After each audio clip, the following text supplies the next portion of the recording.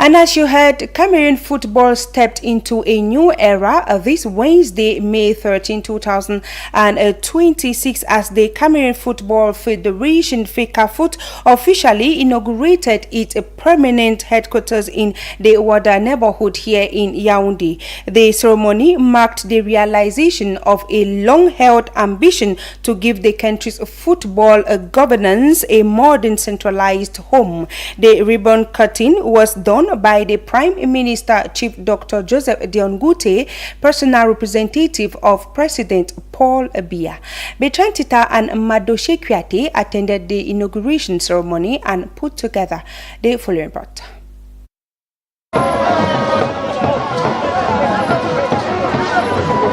The building was inaugurated by the Prime Minister, Head of Government, Chief Dr. Joseph Dion Ngute, representing President Paul Biya. He was joined by government ministers, CAF president, football legends, federation officials and members of the football family in an event that drew a packed audience of stakeholders and invited guests. In his address, FECAFOOT President Samuel Eto'o described the project as the fulfillment of a vision first conceived by President Emeritus Iya Mohammed. CAF President, speaking at the ceremony, thanked President Biya for his consistent support to football in Cameroon. He recalled Cameroon's historic milestone, including Roger Mila's heroics and nation becoming the first African country to reach the quarterfinals of the FIFA World Cup, saying the new headquarters fits a country with such a legacy.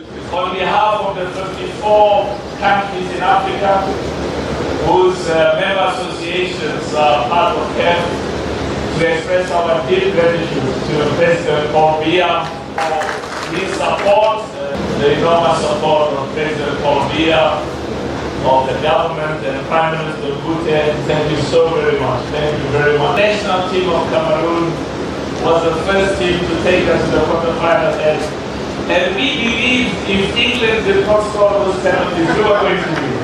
Prime Minister Chief Dr. Joseph Dion Ngute, conveying the head of state's message, said the inauguration was a sign of new beginning for Cameroonian football. He noted President Biya's reputation as the nation's first sport lover and emphasized the government's commitment to strengthening the structures that sustained the game. Before all else, allow me to express my profound and respectful gratitude to the President of the Republic, His Excellency Paul Biya, for the singular honor he has bestowed upon me by entrusting me with the responsibility of presiding over this important ceremony. The PM also reflected on Cameroon's rich football history, linking the country's past achievements to the responsibility of building a stronger future through better administration and infrastructure. The instruction of the head of state once more reflects the special attention he accords to Cameroonian sporting movement in general and to football in particular.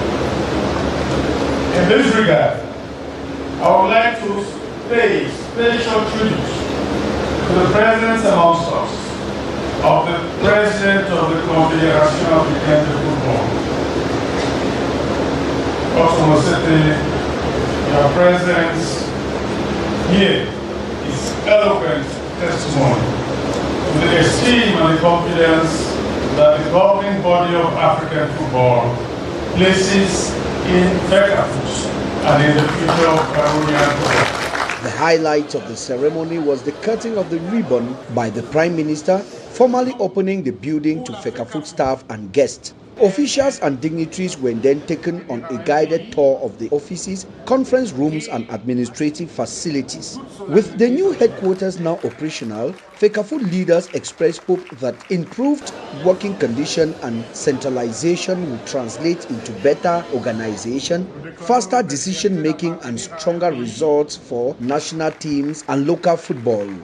It's a vision, it's a project, it's how we can call it, it's a way to go further, to go higher, to go faster, and to bring Cameroonian football in the step he used to be, in the step he should be. So we have a performance to obtain For many in attendance, the inauguration was more than a building opening. It was a symbolic statement that Cameroon intends to match its footballing heritage with modern governance structure capable of supporting the next generation of players and administrators. We are still in sports, but this time around with this sad news where the death was announced of the president of the National Olympics and Sport Committee of Cameroon and president of the Confederation of African Athletics, Colonel Hamad Kalkaba Malboum. The sportsman died this Wednesday, May 13, 2026 in Yaoundé, and his mortal remains were immediately taken to the central mosque for prayers and burials afterward. In the following report, Promise Akante pays homage to the man who was considered Africa's most influential athletics administrator. Let's take a listen.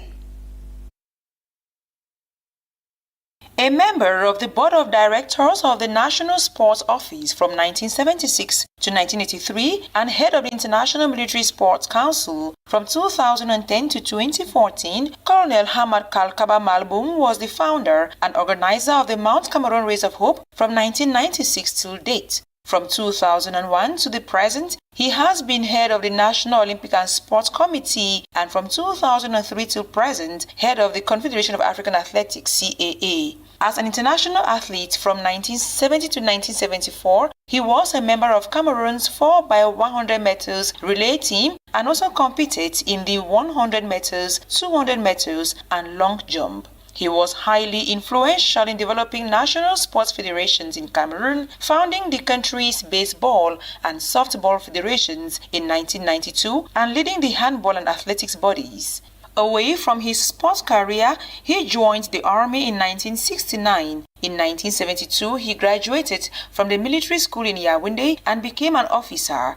He attended police school from 1972 to 1973, and throughout his education, he was interested in sports and music with the German label Analog Africa, releasing a compilation of his songs called Hamad Kalkaba and the Golden Sounds 1974 to 1975. He finished his army service as a senior army officer, but remained involved in the armed forces as a sports official. Born on November 11, 1950 in Kawaji, near Kusiri around the Chadian borders, Colonel Hamad Kalkaba Malboum was until his demise this Wednesday, May 13, 2026, the president of the Confederation of African Athletics, CAA. He has been at the helm since 2003 when he replaced Lamine Diack, who became president of the International Association of Athletics Federation, IAAF. Following the exit of Senegal's Lamine Diack as IAAF president, Kalkaba Malboum became the most influential athletic administrator in Africa. Colonel Hamad Kalkaba Malboum was very vocal about getting Africa more major events and support, like bringing the Diamond League to Rabat, Morocco. He also pushed to protect African athletes during COVID-19 and keep the continent's training and competition structures alive. Colonel Hamad Kalkaba Malboum will be remembered for shaping modern African athletics, developing sports infrastructure in Cameroon, and being Africa's top voice in global track and field governance for over 20 years.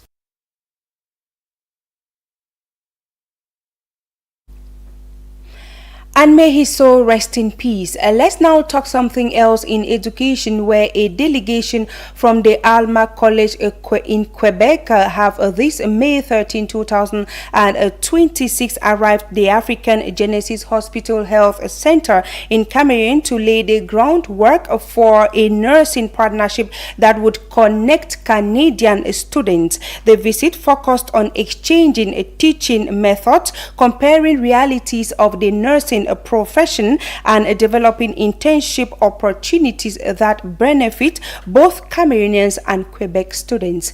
Edizang and Melanimbo. Collaboration will go beyond simple exchanges. The aim to review teaching methods used in Quebec and in Cameroon, co-teach sessions with local staff, and explore the possibilities of bringing nursing students to Cameroon for practical internships. aussi dans ce cadre-là pour établir des partenariats. In this context, we are here to establish collaborative partnerships with the people at the hospital, either to exchange best practices or to better understand the nursing profession on both sides, to see how it works with our students on internship, and to discuss the issues and realities in this field. Dans ce domaine-là. For the Alma College, this will give students first-hand exposure to different health challenges and care practices, while giving African genetic health access to new training approaches and perspectives. Des échanges de la réalité. Exchanges about the reality here versus in Quebec. Have also put together a small training session, and we will be doing core teaching with Dr. Martin on the realities here and on how we can help at the college, including the possibilities of coming with nursing students to provide care and what are the population's needs and health issues. Les problématiques de santé. Discussions during the visit focus on aligning the institution's 3-year health training program with the hospital community-based model of care. Visite du collège d'Alma au centre hospitalier. The visit by the Alma College to the African Hospital Center fit in a preliminary way into the logic of sharing experiences, skills, and technologies between our two institutions, and through that, between our two countries. Nos deux pays.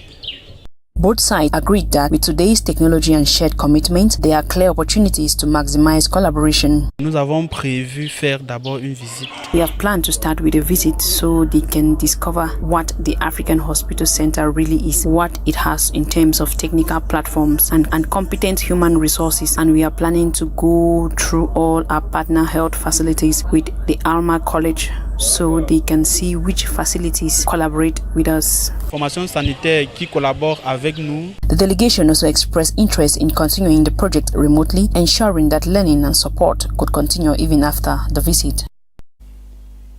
We are still talking education, but this time around, let's take you over to the littoral region of the country, where as digitalization accelerates worldwide, institutions are under growing pressure to adapt, and many are already making the progress. In Douala, some schools are already seeing that shift firsthand through Yakili's ongoing sensitization program on the digitalization of schools. We have Melanie Bo once more and Sylvain Songo.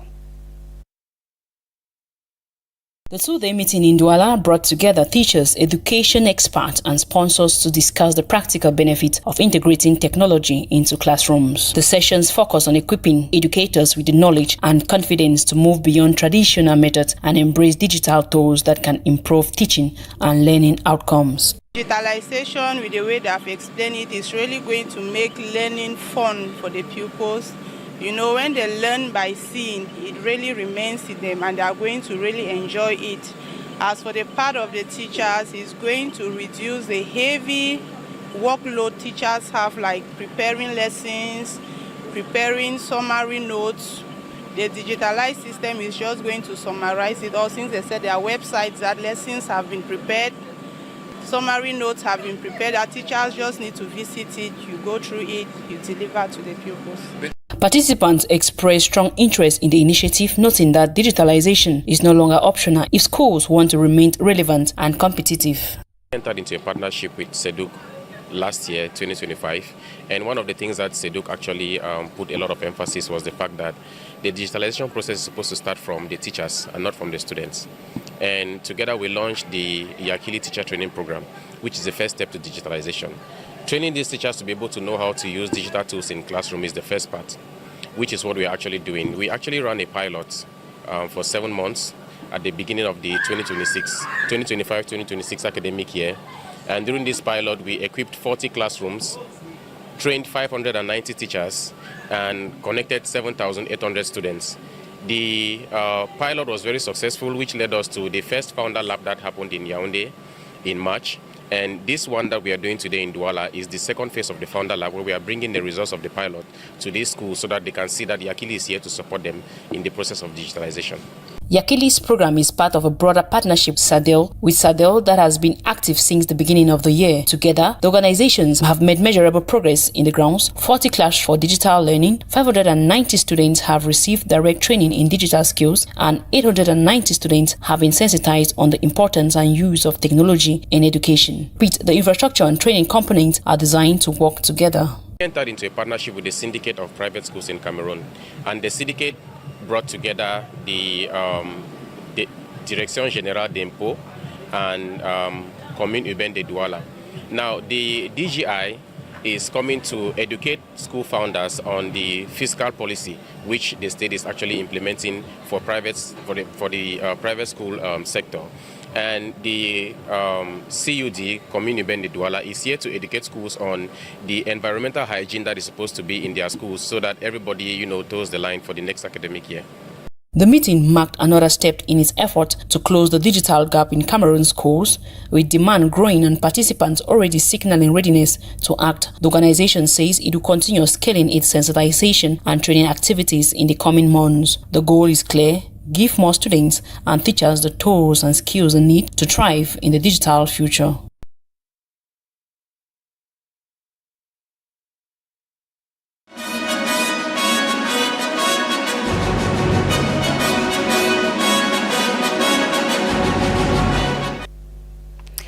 As the countdown to May 20th celebration narrows, this newsroom continues to spotlight on the event that led up to the proclamation of a unitary state.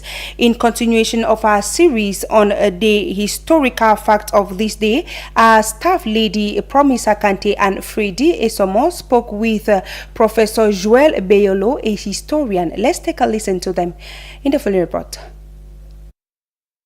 Our resource person, historian, takes us back to the era of the plebiscite in order to better explain the different phases of Cameroon's unique history.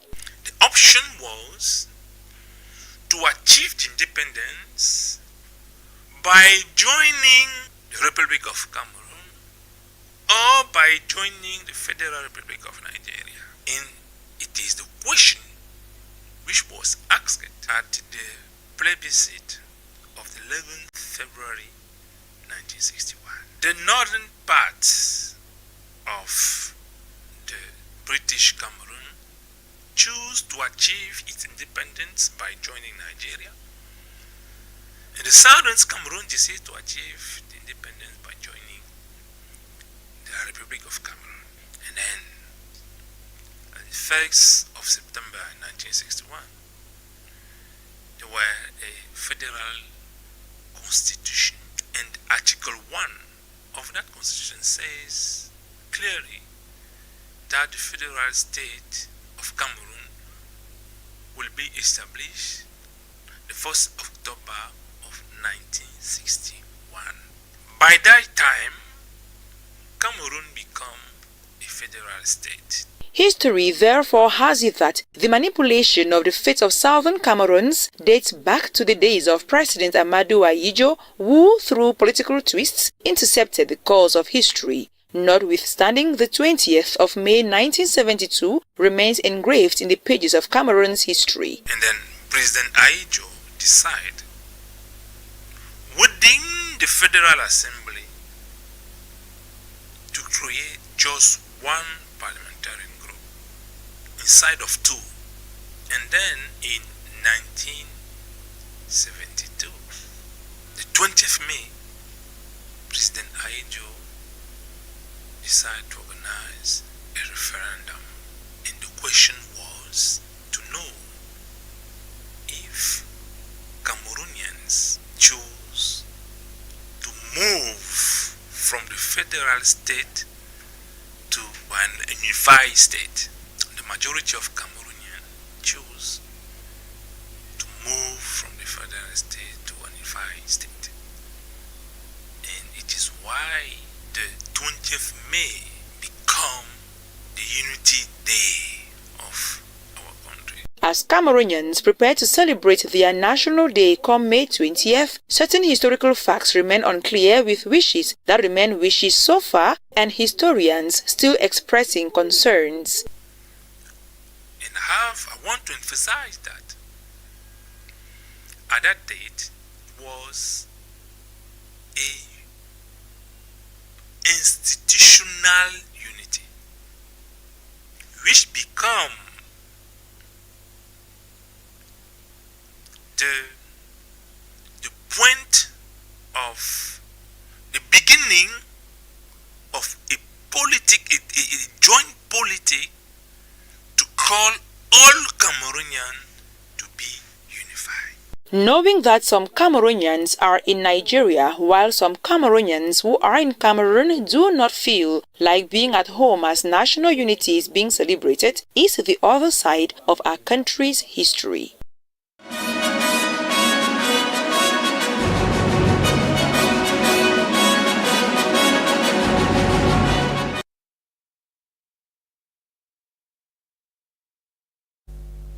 Cameroon's minister tour of some diplomatic and transport-related structures in Chad. The minister Jean-Ernest Masséna Ngalé-Bébéhé was accompanied by a large delegation of Cameroonian and Chadian authorities. The tour falls within the sidelines of the ongoing tripartite conference in N'Djamena. We have Promise Akante once more in the following report.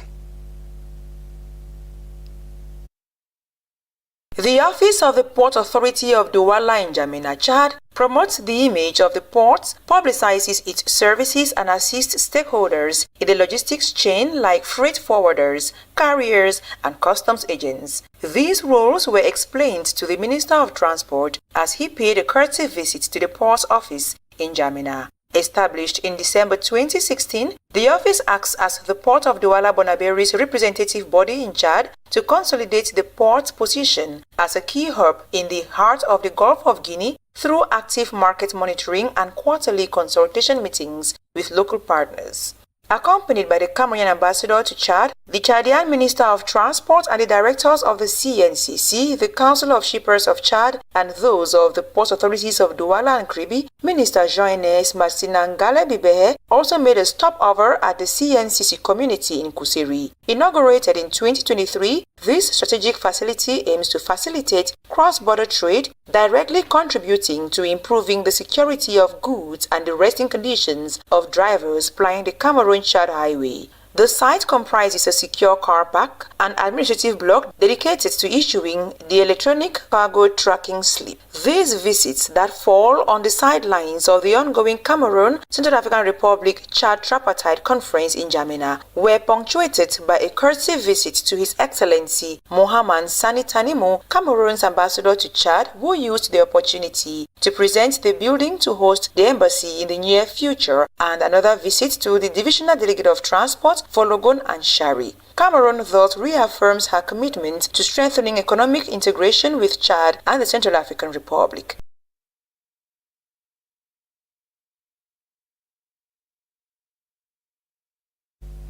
We now take a tour out of the country where nearly 300 Ghanaians nationals are set to be evacuated from South Africa following escalating anti-immigrant protests and report xenophobic attacks in several cities. The move, approved by Ghanaian president, comes as South African authorities face growing pressure over undocumented migration. Second stop will be in the Democratic Republic of Congo. Details of these stories in the following report. Ghana has begun evacuating nearly 300 citizens from South Africa following a surge in anti-foreigner protests and reported xenophobic attacks across several cities. The operation, approved by President John Dramani Mahama, comes amid growing concerns also raised by Nigerians over assaults and intimidation targeting immigrants. While President Cyril Ramaphosa condemned the violence and denied claims of widespread xenophobia, he acknowledged the pressure caused by undocumented migration and called for stricter immigration control within the law as South Africa's constitutional court backed tougher asylum regulations.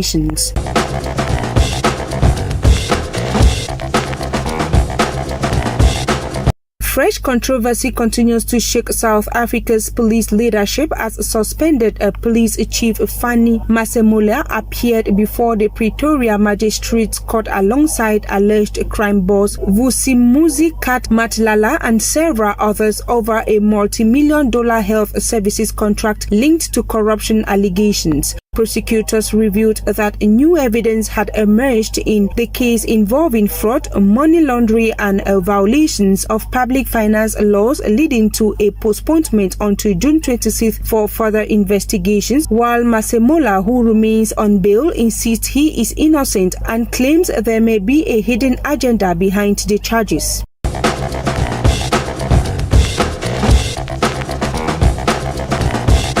In the heart of Kinshasa's forest, a quiet mission is underway to save bonobos, a world's most endangered great apis found only in the Democratic Republic of Congo. At the Loila Ya Bonobo Sanctuary, caretakers step in as surrogate mothers for infants orphaned by poachers, providing the constant care and affection they need to survive while the illegal bushmeat trade continues to threaten their existence. With their population having fallen from about 100,000 to roughly 20,000, protecting this rare species has become an urgent fight for the future of Congo's biodiversity.